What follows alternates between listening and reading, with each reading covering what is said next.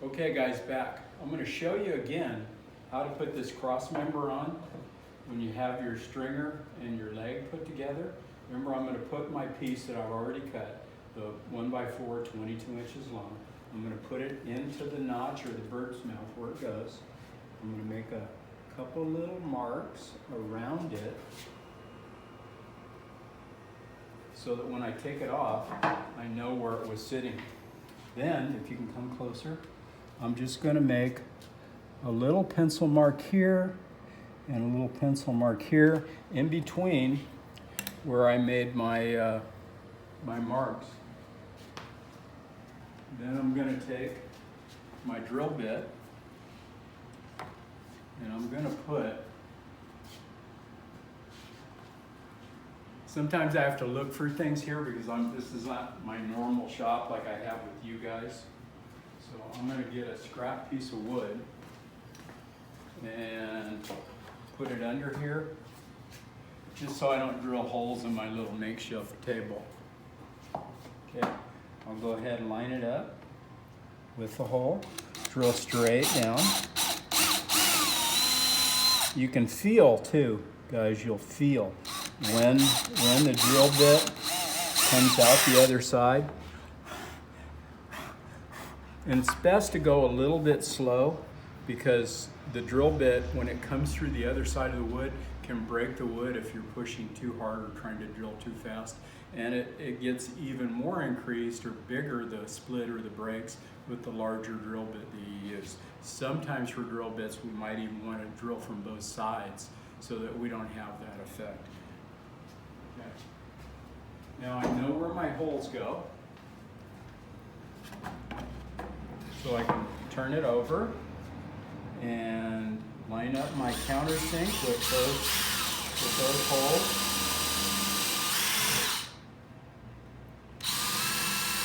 Drill with my countersink bowl or drill bit, and it's set.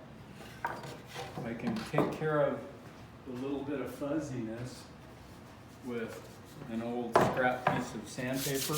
Remember guys, always sand whenever you can in the same direction as the lines in the wood, okay?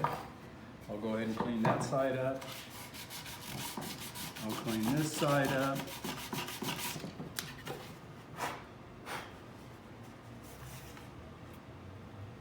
Got my holes through, they look pretty good. So, as I told you before, we've got two pieces that go across that hold the chair together. I'm going to flip this over so that you guys can see the two pieces I'm talking about. The first was really simple. This piece is just, like I say, a 1x4 cut at 22 inches. This one, a little more difficult to make. It's still the same size and from the same type of wood and the same size of wood, which was, like I say, a 1x4, 22 inches long. But we've got a bit of a radius cut in it to accommodate our seat back. I kind of wanted to make the seat back so that it just kind of hugged you when you sat down, so that's why I put a radius on it instead of just making it bench style flat across the back. Okay, so I'll set my legs aside for right now, and I already have one of these pieces cut for that 22 inches, so I'll show you what you can do to make the radius. The radius is pretty simple, really. Try to keep your work area as uncluttered as possible. Now I notice on this, I've got a little bit of a knot, but it's pretty tight. And I'm not gonna really, I'm not gonna really worry about it. So what I'm gonna do is measure from this edge 2 inches and make a slight mark just on the end. This one, I'm going to measure this, do the same thing, 2 inches, make a slight mark on the end. And then, as I told you, this is 22-inch long piece. So I need to find the center. Half of 22 is 11. Set my speed square on 11. And then go to 2. Right here. Same 2, 2, and 2. The same thing. Okay. I'm going to make myself a small mark there. And from there, all I have to do is take my yardstick. Remember I told you guys get one that's bendy because it's nice to use on this kind of stuff. So you can see where the marks are, and all I have to do is line up my yardstick or ruler with each one of my 3 points, and you see I have the arc or the radius. So you can have somebody mark it for you. I could show you how to do it if you were stuck by yourself, but I'm thinking you ought to be at least able to get somebody to mark a line for you. So go ahead and mark that for me, please, Mr. Cameraman. You can mark it on the front or back of the ruler. Doesn't really. Okay, and you've got it marked. All you have to do is take out your trusty jigsaw and cut that. Remember with the jigsaw, guys, you keep it flat on the piece of wood, you push it steady and smooth, you stay on your line, and you'll have no problem. Okay, now, after you've marked that, and you cut it out, you're going to end up with a piece that looks like this. And you can see there's basically no humps or bumps in it. It's pretty flat. And that is the section that goes back here. Okay, we'll take a little break right here. We're going to set a couple of things up. Okay guys, I'm back. What we're going to do is go ahead and put our cross members on that hold our 2 legs together so we can start building the chair. Now I went ahead and clamped this to my table so that it kind of stays in place while I'm messing with the thing. And the glue, keep in mind, every place wood touches wood, we want to make sure we put glue. So we know that it's touching this leg, we know that it's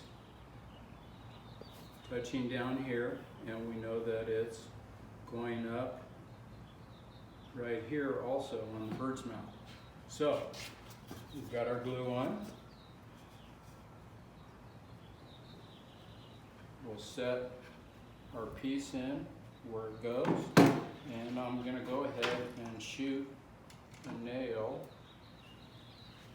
right there, and also shoot one right there. So that at least puts my cross member on so that I don't have to hold it and mess with it. Now I got a little messy with the glue. Even I make a mistake from time to time. If you don't believe me, you should meet my first wife. Oh, he's got jokes. So I find that these wipes do a pretty clean job at getting the glue off. And the reason you don't want to make a mess with the glue is because later on, if we decide to stain this, the stain has to penetrate in order to stick to the wood, okay?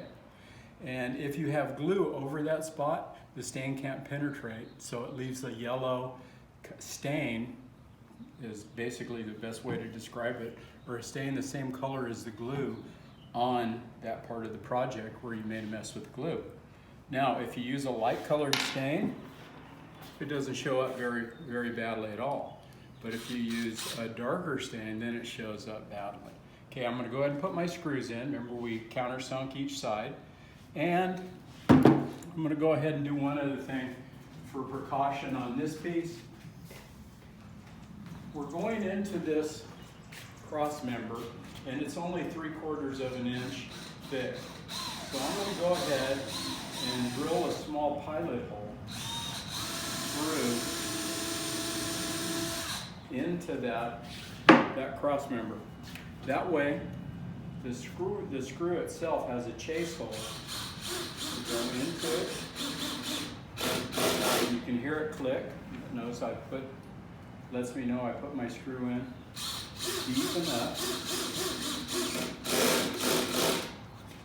Okay, so got the 2 screws in. We've kept a nice tight joint between the bird's mouth and the chair leg. Everything looks pretty straight. So I'll go ahead and take my other leg and just kind of dry fit it at first, just to make sure that it all fits together. And it doesn't look too bad. Not too bad, not too bad at all.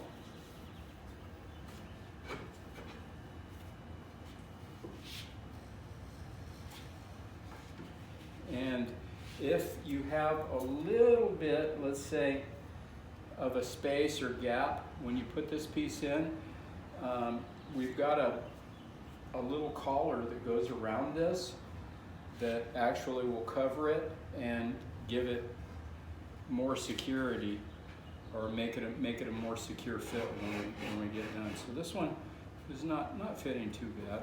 It's not bad at all. So I'll go ahead and put my glue on. Now this,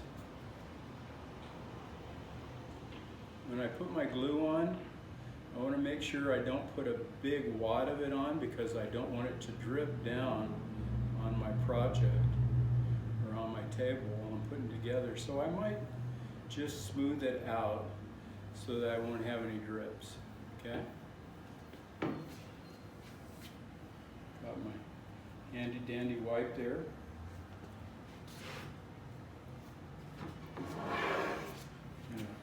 Put my glue on this back section, and little drip right there. Not going to get carried away like I did on the first one. And I'm going to shift it into place. It fits pretty good right there. Take my nail gun, push everything down, making sure that it's flat. And I've got that nailed off. So, remember when you hang your nail gun, always hang it up so that the trigger is down. You never want to hang it on the trigger. So, we'll drill a couple of pilot holes for our screws to go in to that cross member. The reason I'm doing that is because since I only have a 3/4 inch piece right here, I don't want to run the risk of cracking this piece after I've all put it all together. I don't want to have to take it apart and remake the thing. So again, I'm using an outdoor screw. And the screw is a number 8 by 1.5 inch.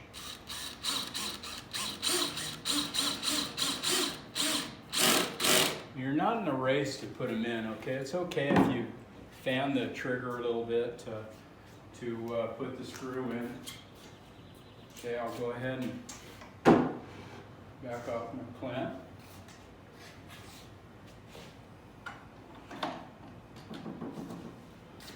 And I've got our back section to do next.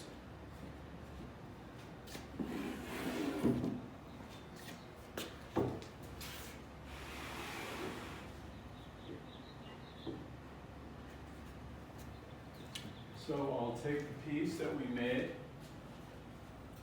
with the arc, and we've got a little bit of a notch or a knot right there, so I'm going to go ahead and set that so it's facing down so it doesn't show. I'm going to line up my brace on the back with the side of the stringer, and then I want to drill at a slight angle because I want to match the angle that I have here. I don't want to just put the screw down straight because then it wouldn't be straight on the top. So again, start out kind of slow, and then you can fan the trigger. Try to keep the drill, if you're drilling at an angle, that's fine, but make sure you stay at that angle, okay? Don't move the drill one way or the other, because then you'll have a tendency to break the bit. So we don't want to do that. I'm going to go ahead and chase those holes, since we're going into a thin section on this stringer. And here again, I'm going to use the 1/2 inch number 8 screw.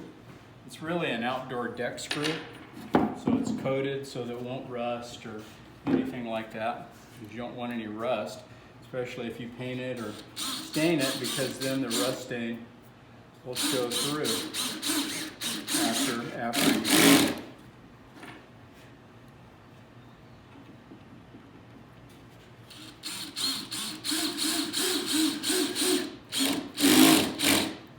Okay, got both of those put in, pretty good. So we'll go to the other side, and you can see how on this side it's hanging over. That's not because you've cut anything wrong or whatever, just wood has a tendency to move.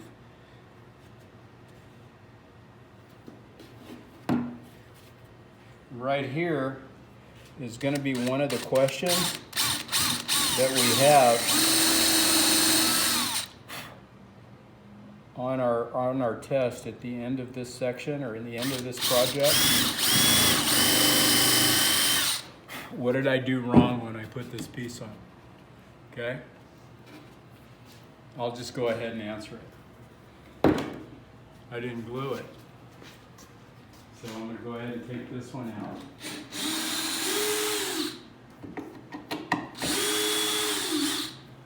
I'm going to go make a little mark on this side, a little mark on this side, so that I know where to put my glue.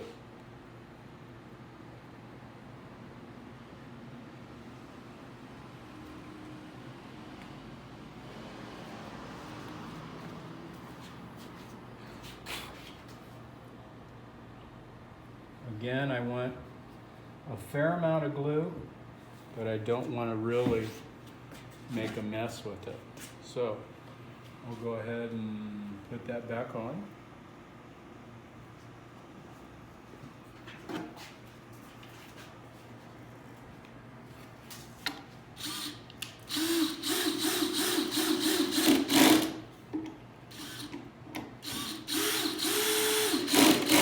Now the directional part of the drill is right here. You've got an arrow. The arrow is pointing back, means you're taking the screw out. The arrow is pointing towards the screw, means you're putting the screw in. Okay, so we'll go ahead and move this section.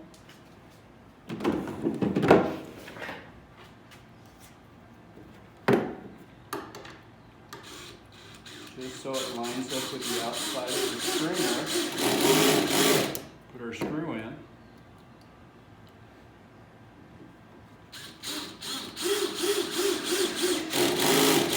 Convenient when you use these bits, and make sure when you get one, or if you buy one, that you get one that's magnetic, because then you can pick things up, it holds the screw better, all that good stuff. Okay, so pretty good right there.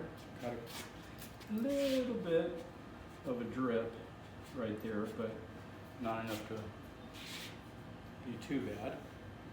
I'm going to go ahead and flip it over and around one more time, because I'll show you what we're gonna end up doing. Now, we need a couple of pieces of 1x2. I think I've got some over here. That's gonna work. I'm gonna make a small brace to go underneath it, right here. So I'll go ahead and mark the length that I want. And I've got two that I need like that.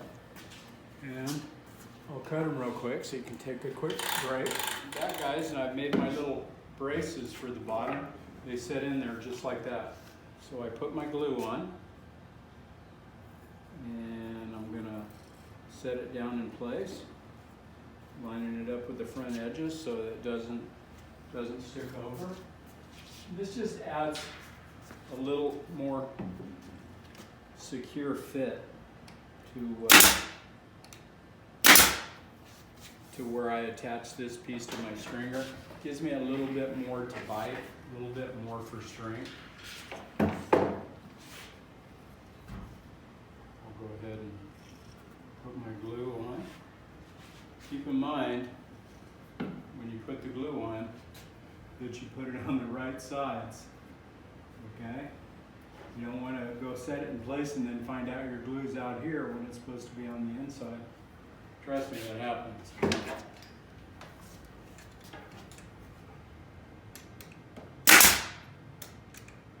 Okay, we've got our two little braces on, and tomorrow I'll show you how to make the brace that goes around this piece. It's got some angles involved, and we'll probably get to, you can see if you come over here, what I'm talking about are these little pieces that go up around and collar this cross member, and it just gives us more security, more to glue to, a better fit, covers up anything if there's any gaps or cracks. And we're gonna make this back section that goes up with the angle at the top and has two little corbels on each end to give us more support to our cross member that goes here, and we'll cut a radius on that also. I'll show you how to do that. So for today, that's good, and I'll see you next time. Bye.